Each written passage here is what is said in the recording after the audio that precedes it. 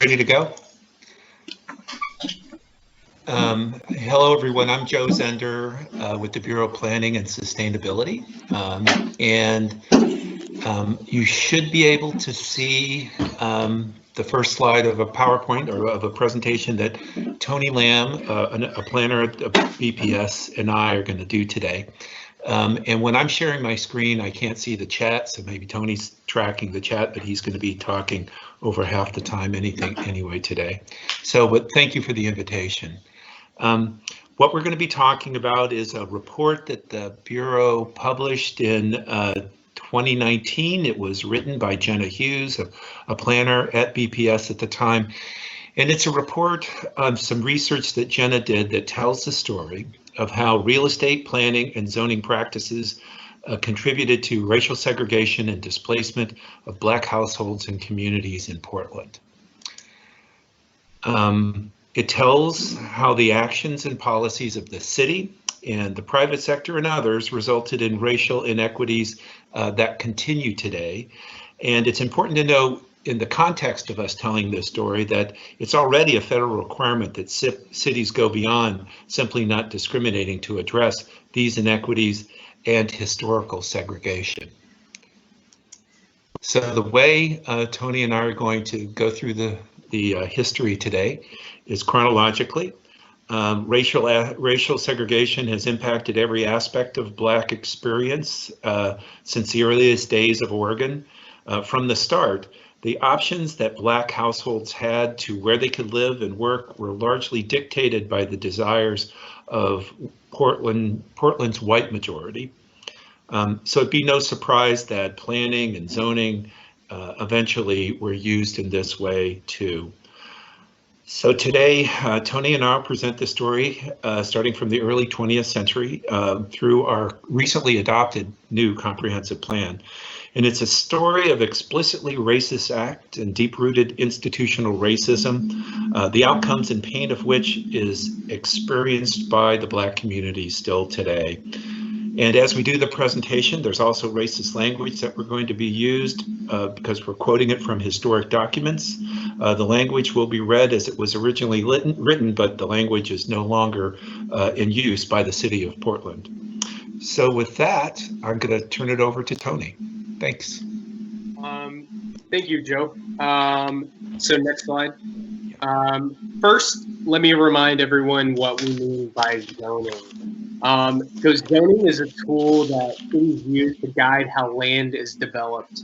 Originally, the focus of zoning was the arrangement and separation of land uses for public health and safety, with strong racial and class dynamics undergirding their creation and subsequent enforcement. However, in the early 20th century, white leaders in southern and eastern states used zoning to segregate their cities by legislating separate areas for Black and white households. By 1917, this type of zoning was declared unconstitutional and illegal by the U.S. Supreme Court in the case Buchanan versus Worley. However, many cities found workarounds and continued to segregate using other zoning tactics. Additionally, this decision did not apply to private agreements such as restrictive real estate covenants. Next slide. Before the zoning code was even adopted, racially restrictive covenants were written into real estate deeds. These covenants were used to prohibit persons of color from using or owning the land. They were often applied to new residential developments. For instance, this is an example from the Laurelhurst neighborhood from 1913. And underlined in red there, it says, "Nor shall the same or any part thereof be in any manner used or occupied by Chinese, Japanese, or Negroes, except that persons of said races may be employed as servants by residents." And then it goes on to say, segregating uses that used for flats, apartments, stables, stores, or business, or manufacturing purposes. So you weren't allowed to do these things on this property. Though these covenants were declared unenforceable in 1948 by the U.S. Supreme Court, alternative means of segregation were utilized to ensure similar outcomes. Next slide. From the start, places in Portland where black households were limited. In 1919, rules were added to the Real Estate Industry Code of Ethics that prohibited selling or giving loans to blacks or Asians for purchase of homes in white neighborhoods. This rule wasn't removed from the Code of Ethics until 1956. At the turn of the century, Lower Albina became a neighborhood open to black residents. It was older, less expensive, and became one of the only places blacks could buy homes in Portland. By the 1930s, more than half of the city's nearly 2,000 black residents lived in Lower Albina. Then, during World War II, jobs in the shipyards brought many more black residents to Portland. Many found housing in Vanport, public housing project for shipyard and other workers that was never built with the idea of permanence in mind. However, many black households continued to live in Vanport after the war employment boom, as more permanent housing options were not available for black households. In 1948, Vanport was tragically swept away by a massive flood.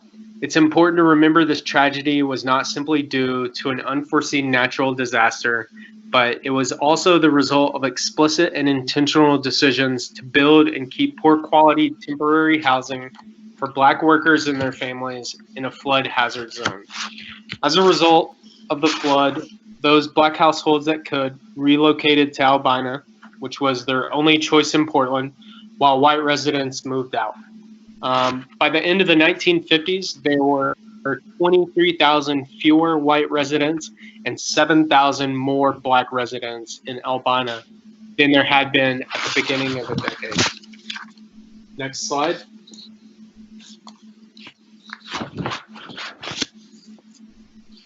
And then in 1924, Portland adopted its first zoning code. It had only 2 residential zones, Zone 1 for single family and Zone 2 for multifamily. The single family zone shown in yellow here was only applied to the 15 highest quality, and I use air quotes around that, neighborhoods, and was applied to these areas at the request of property owners. The 1924 map still had a significant amount of multifamily zoning outside these neighborhoods. This is due to the 1912 Greater Portland Plan, which projected Portland's population would reach 2 million by 1940. Next slide. After the Great Depression, the Federal Homeowners Loan Association created maps that used neighborhood ratings of quote-unquote desirability to determine whether banks should make home loans and at what terms in an area. I also want to point out that these loans were not available or carried more onerous stipulations and requirements for black residents. This map shows the rating from 1937. The areas in green were considered the best.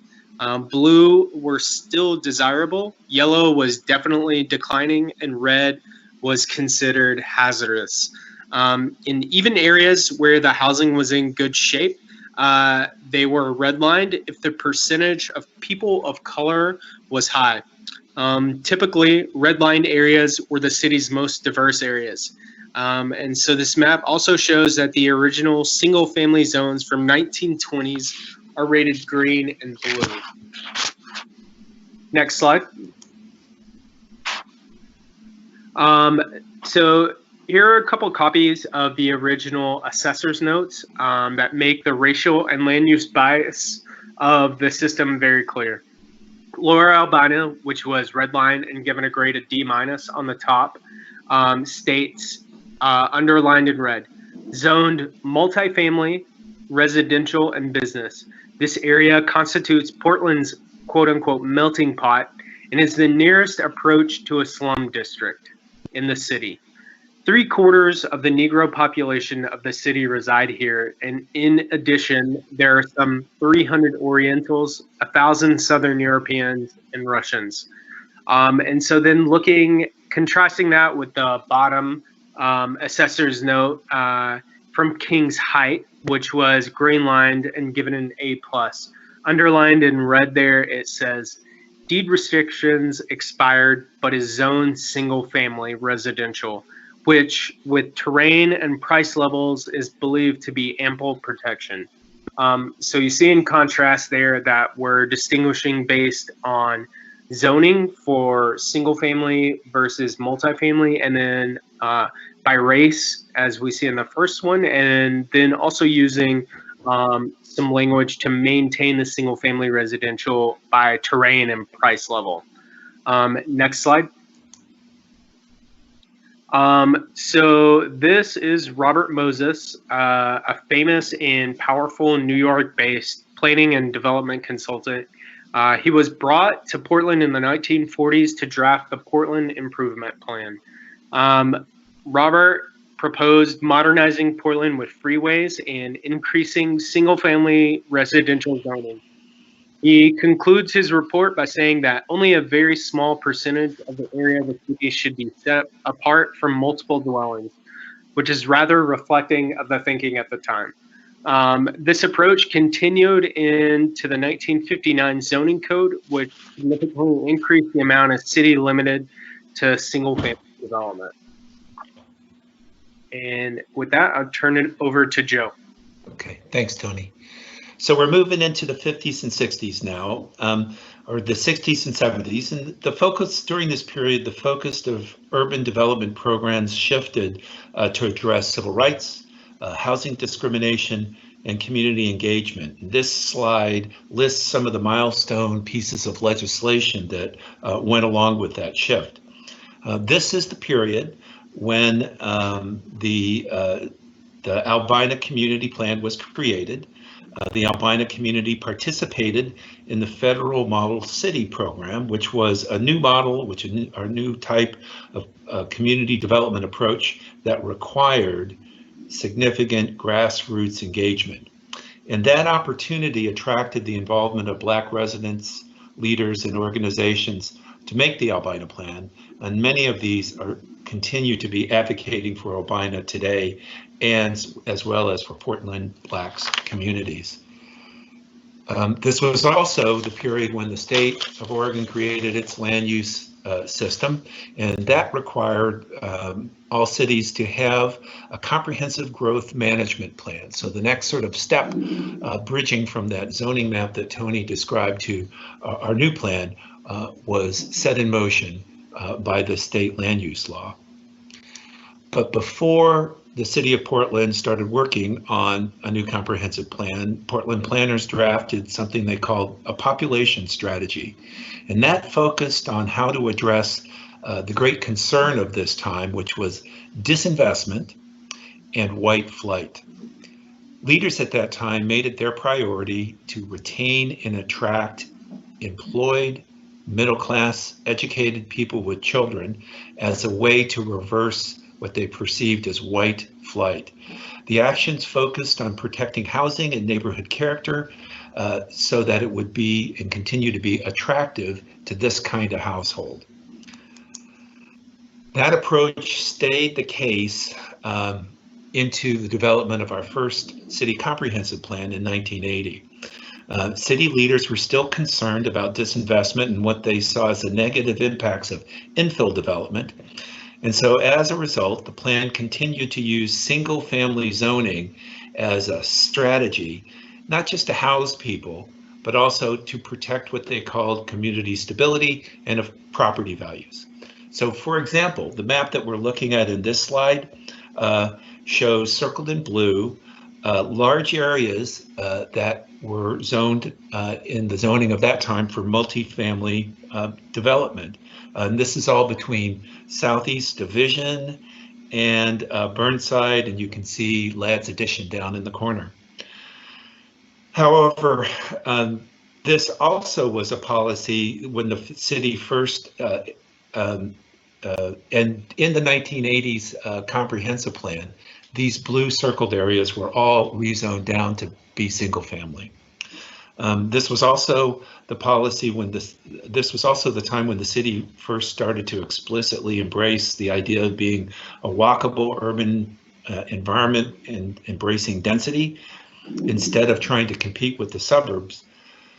And so the plan did allow for multifamily, but it sort of limited it to centers and corridors, and these were located very strategically in narrow bands along major streets to protect, again, the single family areas and the quote unquote neighborhood character.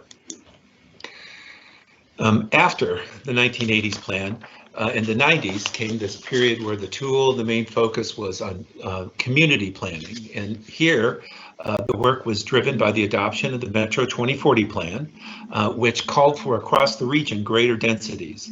The zoning map was required to be updated, and the way we chose to do it was through a series of these separate area plans that would eventually work their way around and cover the entire city. And not surprisingly, in the end, the outcomes of this approach played out differently in different communities. The new density policies were applied most robustly to communities that had less political power, lower incomes, and higher concentration of Black residents. And overall, the program fell apart or was ended with the Southwest Community Plan. So large parts of the city outside of these three red circles never even got the upzoning that the Metro 2040 plan required. So let me just go through three of these plans quickly. First was the Albina Community Plan. It was a national award-winning community-informed plan that tackled a wide range of issues in terms of land use. It rezoned the major streets as a way to reverse disinvestment and to attract new investment and promote neighborhood progress.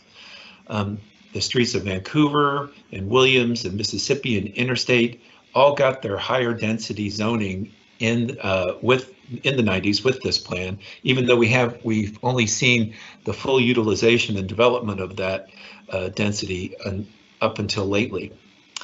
The Albina plan also called for programs and public investments as well as zoning allowances.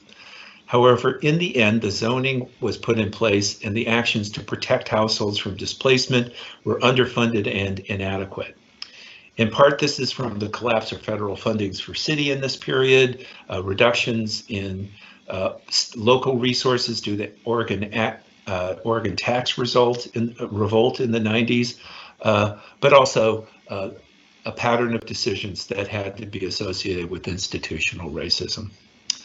So after an Albina plan, the city undertook the Outer Southeast Plan. So that's what today we call East Portland, out past 82nd. The area had big infrastructure needs. It was only recently annexed into the city. It was part of Multnomah County before. And so it was seen as a great location to apply higher densities, attract more multifamily development, and put in the multifamily zoning. Also, in the scheme of things at that time, being freshly annexed into the city, it was a community of a sort of a lower political power. Third plan was the Southwest Community Plan, and it was the most controversial. It limited multifamily rezoning and preserved most of the existing single-family zoning. Without a doubt, the power of the neighborhood made a difference in the outcomes, one of which was that the city ended the community planning program. Another outcome is that since 2000, there's been about 8,500 new housing units built in the Albina Community Plan area, and only 4,000 new units built in the Southwest Plan area. And almost half of those units in Southwest were in South Portland, which is now really considered to be part of the central city. So moving on to the next sort of big moment in this period, in 2000, new resources became available with the Interstate Urban Renewal Plan.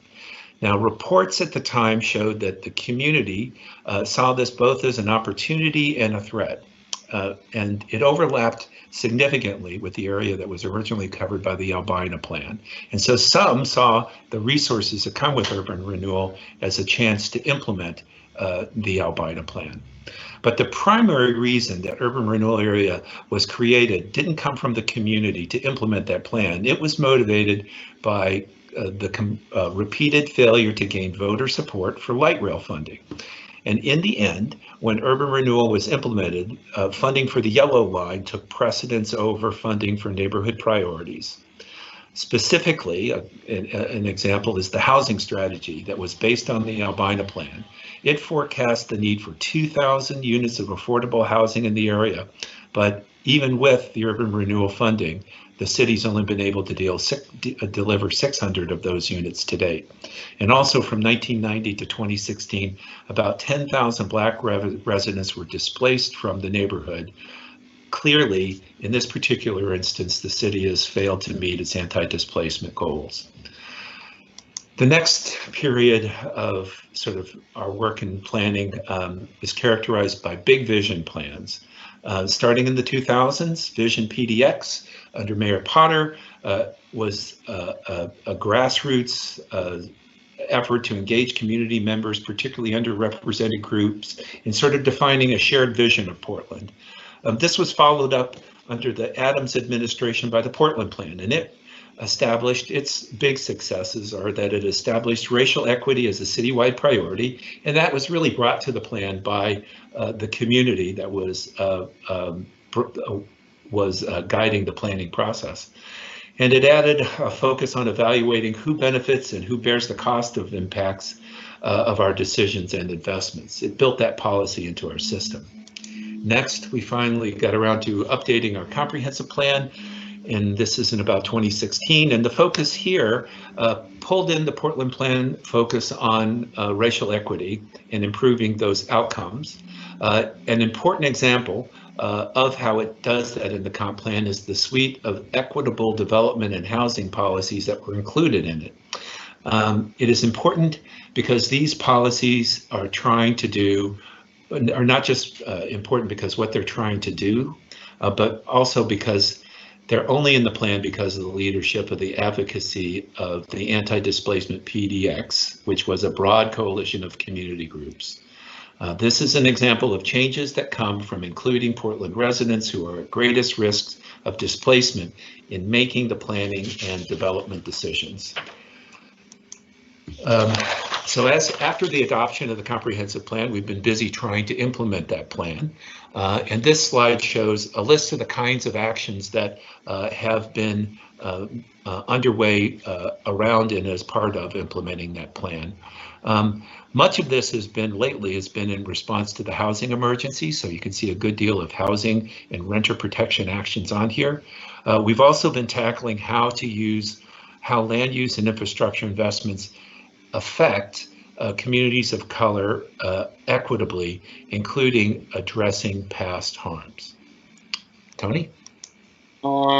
Yeah, so to wrap up, we want to look at the impact of past racist practices and how they're still present in today's outcomes. So the next few maps show that the original single-family zoned areas from the 1927 zoning code have remained economically stable and demographically homogeneous. They're still predominantly white, so outlined in black, those areas are the 15 original single-family neighborhoods. The yellow are areas that have a high percentage of white population. Next slide. And so here we're looking at these areas, again, outlined in black. They're still among the most affluent areas in the city, and yet have experienced great stability and little change over time.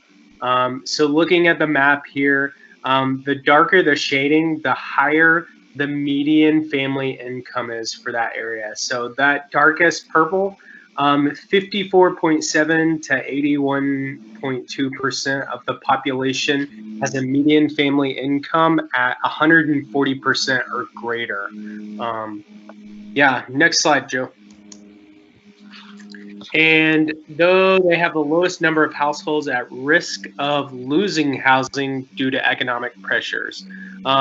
So this map looks at 4 economic indicators of instability: the presence of renter households, the presence of low-income households at 0 to 80% of median family income, concentration of communities of color, and those who have less than a four-year degree. So the more of those that you meet, the darker the area is, and those are experienced in East Portland, as we see a little bit in Northeast. Next slide.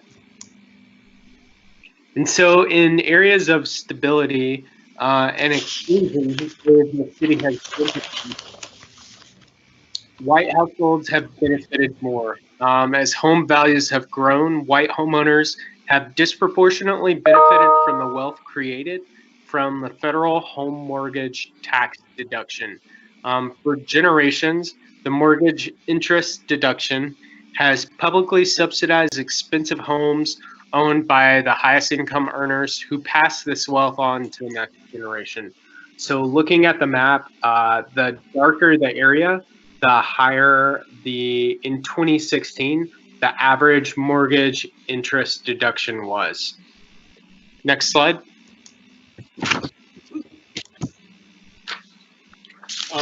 And so while property values have grown across the city, they remain higher in historically green-lined areas, which were predominantly white. They've also grown in red-lined areas such as Albina, but here we believe the story is different. The historically black neighborhoods of Albina have already experienced the impacts of massive land clearance from the 1950s into the 1970s, followed by disinvestment in the poor economic years of the 1980s. Recent growth in Albina has been driven by a large influx of relatively young, affluent white residents, leading to gentrification and displacement that has again pushed the city's black population northward and eastward. Next slide. And then where there were 3 majority black census tracts in inner Northeast Portland in 2000, there are now none within the Portland city limits. In fact, the 2018 Portland Housing Atlas shows that no neighborhood is affordable for the median income black household to buy or rent a house and not be considered burden within the city. So while we no longer have covenants restricting black people from living here, our current system still implements a similar outcome. And next slide, Joe. Okay, thanks, Tony. So the conclusions that we want to highlight from this report is that the legacy of past policy is still present with us. And those maps that Tony, one of the reasons we want to conclude with the data is that the data shows that current zoning patterns still benefit privileged white homeowners more than others. They reinforce the past harm on the black community from exclusion and speculation. And they also reflect this lost opportunity, and this is a big one, for black households to build intergenerational wealth through home ownership. Also, today, exclusion in some areas contributes to displacement in others. So how we treat our higher income neighborhoods affects the other neighborhoods in the city, and so those choices that we make to do one thing in one place and something else in another actually plays into this either structural inequity or continuing the harm. What we do see is that zoning changes are needed to mitigate the growing housing cost burden, to create economically accessible, high opportunity neighborhoods, and then secondly, zoning changes alone are not enough to undo these historical inequities. The good news is on the housing side, there's been a great deal of this, the voters have been raising a good deal of money for the continued production of affordable housing, but zoning alone is not going to get this addressed. And then finally, we've been trying to challenge ourselves in the work, and we see this in the history of the need to pursue a new type of equitable community development. Some of the aspects of this that we are seeing or anticipating is that we got to partner with the community and those impacted by displacement on these new strategies. We need to use cross-bureau strategies because, as we said, it's not just zoning. All of our work has some aspect of touching through the ability to make needed improvements or mitigate displacement. We need to pick up and finish the job that we've started recently in addressing the old zoning patterns and create barriers to equitable citywide outcomes. And finally, we need to get those that benefit the most from past policy to join us in this work. Tony? And so in closing, we want to understand that we want to know that understanding history can help policymakers make more educated decisions. It's clear that we all, policymakers, public and private sectors, as well as community members, have a role to play in order to reverse the persistent inequities that we see currently in our city today. And so this is just, in closing, a quote from the Powell People's Plan, the Portland African American Leadership Forum, and it says, we want to hold the city, county, and metro accountable for the HUD or Housing and Urban Development mandate to affirmatively further fair housing by ending racial segregation from opportunity, providing community development and investment without displacement. Yeah. Cool. So, Tony, I think we still have time, Alice and Christopher, for questions. So I'm not sure how you guys have been handling that on your team setup, but we're here and glad to follow up on any discussion. I've seen, and now that I can finally see the chat, I see there's a question about residential infill and a couple more that we can go through. So how would you like to do this, Alice? Or so yeah, I think because there's so many people on here, putting your questions into the chat will probably be the easiest, although they'll start to scroll off of the screen. But the first one, I believe, Ivy, you had a question?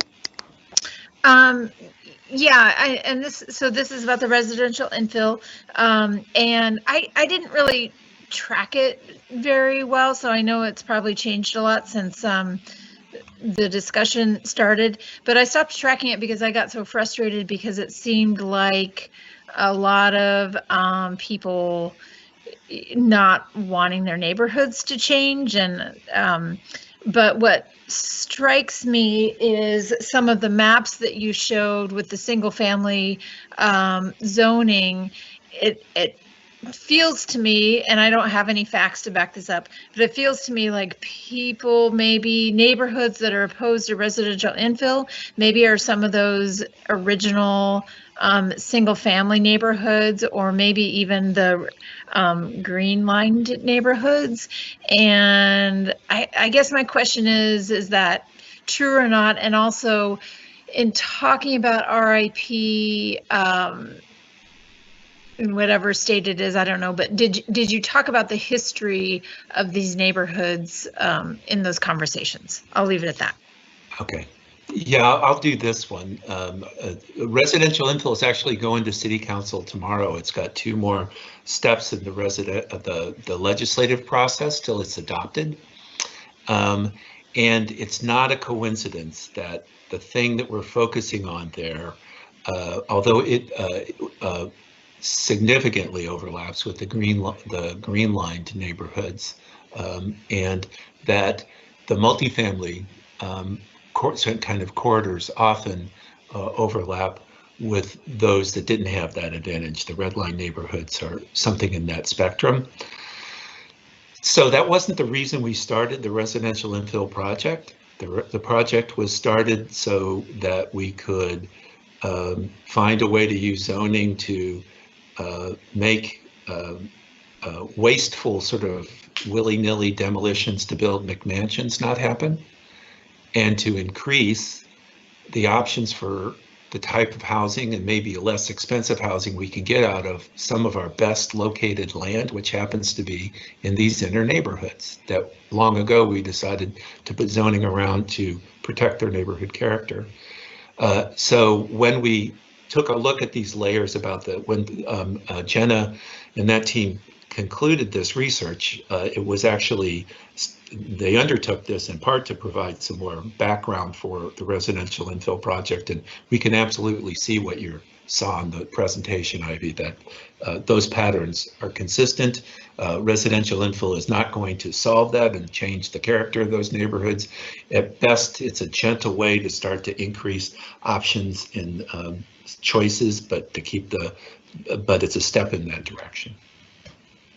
Great, thanks. There's a comment then from Christopher, and people will be able to see this chat after the presentation is over, so you can go to that link that Christopher posted. And then the next question is from Alex, and it says, how is the Southwest Corridor Light Rail planning intending to avoid the mistakes of Interstate Corridor Light Rail regarding displacement? And I think that plays into a lot what you were just saying. Tony, you want to do that one, or? I'll leave that to you, Joe. Okay.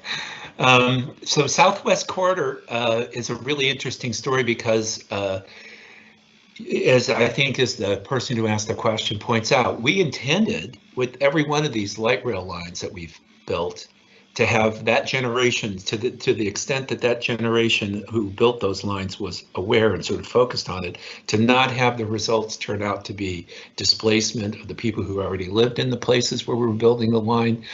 The racial equity and the impacts were also very apparent, I think, in the yellow line because it overlaps so much with that part of Northeast.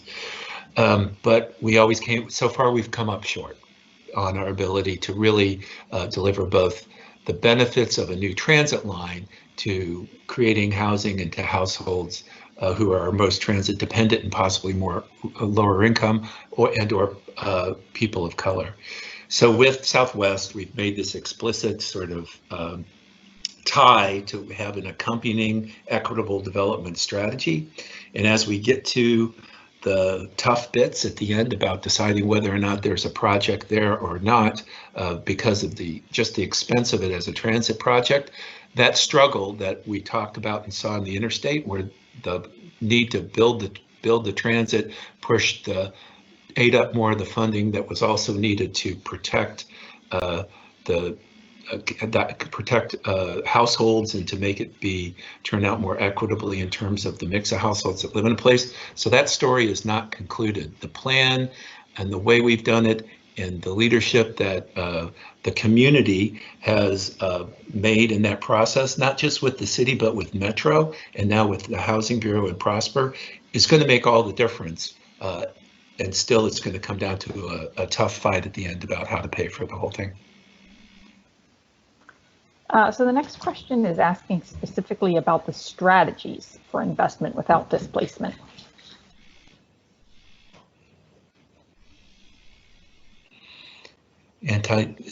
So is this, one of the projects that we have going now at the Bureau that Tony is one of the staff members on is to make the city's first anti-displacement action plan. And really what motivated this was the housing crisis and the desire to not keep repeating the experience that we had with Interstate, not just on big things like a transit line, but also on smaller but significant infrastructure investment projects. How do you even understand what additional risk is coming from a project? What do you do to try to mitigate that on both the housing side and on the commercial development side? Because as the neighborhood changes, it also affects the mix of businesses that are there. A lot of those businesses, for instance, when we looked at Division out east and a bit in Southwest, are business people of color serving their local community. And if that community changes, it affects those businesses as well. So how do you put together tactics around that? We just started that work in partnership with the Anti-Displacement community coalition. But I think the lessons that we're seeing right away is you absolutely have to produce affordable housing. You absolutely have to fund business stability. And actually, that's the hardest one to, that's a newer kind of effort for the city. Prosper Portland's worked in and around that, but this is kind of a different, more time-sensitive approach that they're stepping up to. And I think we all are seeing that you can't just wait for the project and hope to mitigate it. You have to be working upstream to increase your supply of housing that's affordable to more households, to look at our zoning tools and look at these other tools about how to transfer, how to repair the wealth creation opportunities that were taken away from Black households through redlining and other practices, and to through things that don't even have to do with land use and development, try to keep moving towards lowering the growing income divide that's cutting across households. Tony, you have anything to add? I think you covered it pretty well, and this actually may get into another question I saw down here, but we're also trying to increasingly use equitable metrics. So like really understanding where we were yesterday, where we are today, and where we will be tomorrow, to really make sure that we are doing more than just putting words on paper, that we're actually seeing it happen for communities of color, in particular for Black communities. So that looks like, what does transit access look like? What does economic opportunity look like for communities of color? What does housing access look like? What is affordability? How much are you spending on your housing cost? How much are you spending on your transportation costs? Looking at numerous data points and also talking with community to hear what are those things that are important to community, to know when a household is likely to lose their housing. So really understanding those things and being in communication with those communities so that we can respond and recommend solutions very quickly to our partners, such as the Housing Bureau and Prosper Portland. So there were a couple of questions here about getting a copy of the PowerPoint, and I did post a link to the BPS website that talks about this topic. So you should be able to get the PowerPoint there. And also after this meeting is over, this recording will be saved and you can always go back and look at that. Another question we had here for you guys, and I don't know if as planning and sustainability you can necessarily answer this, but you might know the answer anyway. Kira asks if the city is taking steps to build and fund the promised affordable housing that it failed to provide in the past. Well, just the city's the city has raised more funds for the production of affordable housing in the last 5 years than it has in a long time. And that's because the voters have come along to support and step up to this challenge of housing affordability that's cut across the city. So the answer to the raising funds and trying to produce housing is yes. And also the city's we've invented with ways of using in zoning through inclusionary housing to get more resources to produce housing or to create an incentive for the private sector to do it. But the funds that, even with this great outpouring, we know that it's less than what we think that is needed if we were just looking at the number of households out there that are having to pay too much for housing right now. So we have to keep producing every bit of the program affordable housing that we can.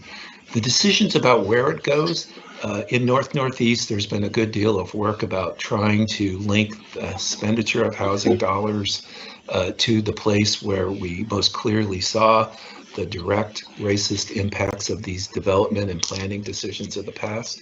But I'm not really all that close to know how well that's going. I hear a good deal of frustration, as you would imagine, with something that's so so long-standing and complicated as this. So there is some effort and continued commitment to it. I think the Black Lives Matters movement and what we're going through now is going to keep the heat on for trying to see progress that way. And it's always a question of resources too. Well, thank you both. We have a couple of other questions, but we try to end these at 10 of so that people have a chance to stand up, stretch a little bit, and prepare before they have to sit down again for their next meeting. So we really appreciate you guys coming and presenting this and everybody's questions. I will let you all know that people have posted some really great resources in the chat. As I said, once this is over, if